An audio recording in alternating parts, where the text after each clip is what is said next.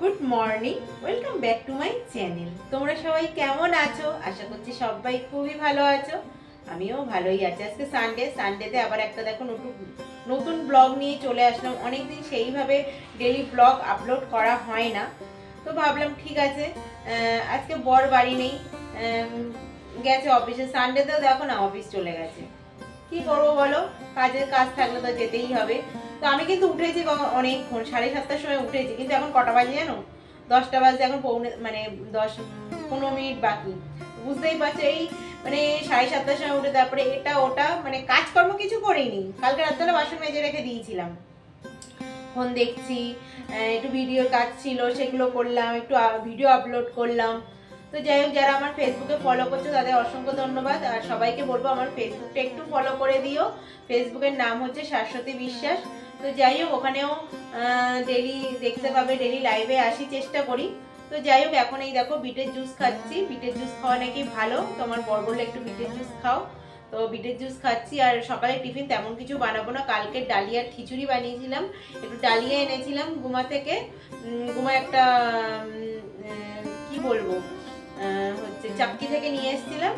তো ওখানে নিয়ে আসার জন্য আমি খেয়ে দেখি কেমন। তো কালকে দেখলাম খেয়ে ভালো, তো একটু বেশি ছিল, সেটা আছে। একটু ডিমের অমলেট করব, একটু পরে খাবো।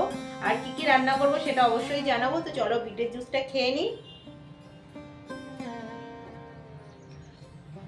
বিট এমনি খেতে ভালো লাগে, জুস করে খেতে না তেমন লাগে। এর মধ্যে দিয়েছি লেবু আর মধু। তো চলো খাওয়া দাওয়া করে নিই। এটা খেয়ে তারপরে একটু কাজ আছে, মাছ আছে। মাছটা কালকে আমার বর এনেছিল অফিস থেকে এসে, সন্ধ্যাবেলা অফিস থেকে এসে মাছ এলাকে ফোন করেছিল, তো মাছ এনেছে, মাছ টাছগুলো ধুবো। তো চলো এটা খেয়ে নিই, খেয়ে তারপরে কি করছি না করছি অবশ্যই তোমাদের সঙ্গে শেয়ার করবো। তো চলো ভিডিওটা দেখতে থাকো। তো দেখো বিটের জুস খেয়ে তারপরে দেখো কাজকর্ম লেগে গেছি। তো মাছটা আমি ঘুম থেকে উঠেই বের করে রেখেছিলাম, কারণ হচ্ছে মাছটা ফ্রিজে রাখা ছিল। কালকে আমার বর অফিস থেকে এসে গিয়ে নিয়ে এসেছিলো, কারণ সানডেতে হচ্ছে আমার বরের ডিউটি ছিল, অফিস গেছে। তো তার জন্য বললো যে যদি মাছ না নিয়ে আসি সানডেতে নিরামিষ খেতে হবে। লেজাটা দেখতে পাচ্ছ কত বড়। তো এই মাছটা ছিল 4 কেজি ওজনের মাছ, তার থেকে 1.5 কেজির মতো নিয়ে এসছে। 1.5 কেজি না, 1.5 কেজিই নিয়ে এসছে। তো এখন মাছটা ধুয়ে বেছে পরিষ্কার করে তারপরে হচ্ছে রেখে দেবো। দেখো মাছগুলোর পিসগুলো খুব বড়, জুম করে তোমাদের দেখাতে পাচ্ছি না, কিন্তু লেজাটা দেখালাম, দেখে তোমরা নিশ্চয়ই বুঝতে পেরেছো মাছটা কত বড়। তো এইরকম মাছ খেতে বেশ ভালোই লাগে। তো আজকে ভাবছি একটু, আমার বর বলেই গেছে যে মাছ রান্না করলে সর্ষে বাটা করবে। আর এবার দেখছি আমার বর মাছের মাথাটা না হাফ হাফ করে নিয়ে এসছে, মানে হাফ মাথা নিয়ে এসছে, কিন্তু তাকে 4 টুকরো করে নিয়ে এসছে। খুব সুবিধা হয় যখন মাছের মাথাটা ভাজা হয়। আর অত বড় মাছের মাথা এক বাঁধাকপি দিয়ে খেতে হবে, না হয় পুঁই শাক যদি পাওয়া যায়, পুঁই শাক, অন্য কোনো সবজি দিয়ে মানে খেতে হবে, কারণ এখানে পুঁই শাক সবসময় পাওয়া যায় না। তো না হলে ওই বাঁধাকপি, না হয় মাছের মাথা দিয়ে ডাল করতে হবে। তো যাই হোক, মাছটা প্রথমে একবার ধুয়ে নিলাম, তারপরে আবার ধুয়ে নিচ্ছি, একটু পরিষ্কার করে ধুয়ে নিচ্ছি। মাছে তেমন আঁশটা নেই, আঁশটা ভালো পরিষ্কারই করে দিয়েছে। তো যাই হোক, ছোটো মাছ হলে আমি বাড়িতেই কাটি, কিন্তু বড় মাছ, তার মধ্যে কালকে শনিবার ছিল। তো শনিবারে বিকেলবেলা বুঝতেই পারছো মাছ কে ধোবে, এটা তো বুঝতেই পারো যে বিকেলবেলা, দুপুরবেলা ঠিক আছে, বিকেলবেলা মাছ কাটতে কি মাছে হাত দিতে না আমার একদমই ভালো লাগে না। তো ওই জন্য মাছটা এনেই ফ্রিজে রাখা ছিল, কিছু করিনি। তো আজকে দেখো ভালো করে মাছটা ধুয়ে নিলাম, নিয়ে যে মাছগুলো রান্না করব সেগুলো নিয়ে আর সব কন্টেনারের মধ্যে করে রেখে ফ্রিজে রেখে দেবো, ডিপ ফ্রিজে রেখে দেবো। এটা যে কদিন চলবে, কারণ আমরা সপ্তাহে 4 দিন 5 দিন হয়তো মাছ খাই, কিন্তু সোমবারে মাছ খাই না, মঙ্গল বুধ বৃহস্পতি শুক্র এই 4 দিনই মাছ খাবো। আর মাছটা আমরা একবারই খাই, রাত্রেবেলা রুটি খাই, রুটির সঙ্গে কোনো সবজি থাকে, কিন্তু মাছটা আমরা খুব কমই খাই। কমই বলতে মানে দিন গেলে দিনে 1 পিস করেই খাওয়া হয়, 1 থেকে 2 পিস, তার বেশি আমি মাছ খাই না। তো যাই হোক, চলো মাছগুলো দেখো কন্টেনারের মধ্যে করে রাখলাম, রেখে তারপরে ফ্রিজে রেখে দেবো। আর কারা কারা এরকমভাবে রেখে দাও মাছ, আমাকে অবশ্যই কমেন্ট করে জানাবে। এরকম করে রাখলে কি বলো তো, সুবিধা হয় মাছটা বার করতে, ধুয়ে পরিষ্কার করে রেখে দিলে। সবাই এরকমই রাখে, কারণ এখন সবাই বেশিরভাগ সপ্তাহের মাছ এনে রেখে দেয়। তো যাই হোক, চলো মাছটা ফ্রিজের মধ্যে রেখে দিই, রেখে চলো সকালে টিফিন করব। কি টিফিন করব সেটা তোমাদের অবশ্যই দেখাবো। দেখো বন্ধুরা, হচ্ছে খাবার নিয়ে বসে গেছি। তো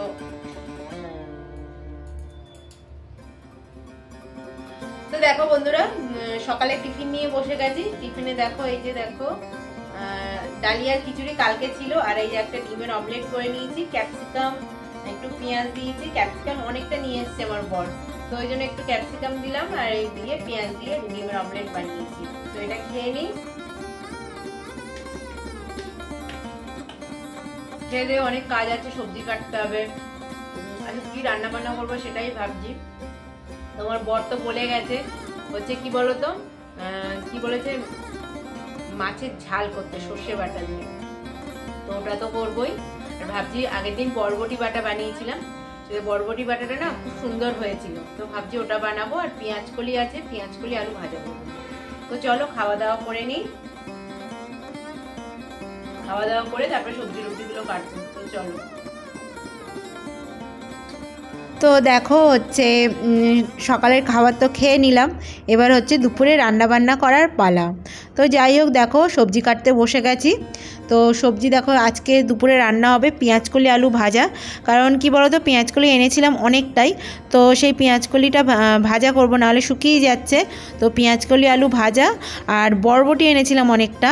তা এখানে বরবটি আমাদের ওখানকার মতো একদম সরু সরু বরবটি নয়, আর পেকে গেছে। তো কি করব, আগের দিন না বরবটি বাটা করেছিলাম, বেশ খেতে খুব সুন্দর হয়েছিল। তো ভাবছি আজকেও বরবটি বাটা করব। তো আর হচ্ছে মাছের ঝাল, সর্ষে দিয়ে মাছের ঝাল বা সর্ষে বাটা বলো, যাই হোক। এই যে দেখো পেঁয়াজকলিগুলো, কিছু কিছু পেঁয়াজকলি একদম কচি আছে, কিছু কিছু পেঁয়াজকলি একটু মানে কী বলো তো, শক্ত হয়ে গেছে। তো যাই হোক, এখানে তো পেঁয়াজকলি আমাদের ওখানকার মতো পাওয়া যায় না, মানে এখানকার কী বলো তো, এখানকার লোকেরা এই পেঁয়াজকলিটা খায় না অতটা। কারণ আমি একদিন যখন পেঁয়াজকলি নিয়ে আসছি, একজন আমাকে গুজরাটি একজন আমাকে জিজ্ঞাসা করছে যে এটা তোমরা কি করে খাও। তো আমি বললাম যে এটা আমরা তো আর বলতে পারছি না যে হচ্ছে মাছ দিয়ে খাই, গুজরাটিরা শুনলে কী ভাববে। তো আমি বললাম যে আলু দিয়ে ফ্রাই করে মানে করে খাই। আরে দেখো, দেখতে পাচ্ছ কি অবস্থা আমার, পেঁয়াজকলি কাটতে কাটতে চোখ দিয়ে এতটাই জল বেরিয়ে যাচ্ছে, মানে চোখটা আমি তাকাতেই পাচ্ছি না। তো যাই হোক, ওদের বললাম যে এরকম পেঁয়াজকলি দিয়ে আলু দিয়ে ফ্রাই করে খাই। ওদের তো বলতে পারছি না যে আমরা এরকম আমুদি মাছ, ছোটো মাছ দিয়ে না চচ্চড়ি করলে না খুব সুন্দর লাগে, পাকা টমেটো কিংবা কাঁচা টমেটো দিয়ে খেতে মানে এত সুন্দর লাগে, ওই দিয়েই এক থালা ভাত খাওয়া হয়ে যায়। তো ওদের তো আর বলা যাবে না, তো বললাম ফ্রাই করে খাই। তো তখন ওরা বললো আমরা পেঁয়াজ পাতাটা খাই, কিন্তু এটা খাই না। তো যাই হোক, চলো এই যে দেখো পেঁয়াজকলিটা কেটে নিলাম, কেটে নিচ্ছি। এরপরে দেখো বরবটি কাটবো, বরবটি কেটে তারপরে রান্না বান্না করবো। মাছটা তো ওইদিকে বের করে রেখে দিয়েছি। তো দেখতেই পাচ্ছ, আমি আরও চোখ দিয়ে দেখেছো কতটা জল বেরিয়ে গেল। তো যাই হোক, যদি কারোর কান্না কাঁদতে ভালো লাগে না, তারা কিন্তু এর কাজ করলে কিন্তু কেঁদে পড়বে। কারণ এরকম পেঁয়াজ কাটা, তারপরে পেঁয়াজকলি কাটা, এরগুলো কিন্তু করলে কিন্তু চোখ দিয়ে অটোমেটিক জল বেরিয়ে যাবে। তো যাই হোক, আমার সবজিগুলো কেটে আমি ধুয়ে নিয়েছি। এদিকে দেখো আমি হচ্ছে কি করছি বলো তো, বরবটি যে বাটা করব, তো সেটাই আমি পেস্ট করে নিয়েছি। কারণ বরবটিটা আগে সেদ্ধ, রেসিপিটা তোমাদের একটু বলে দিই।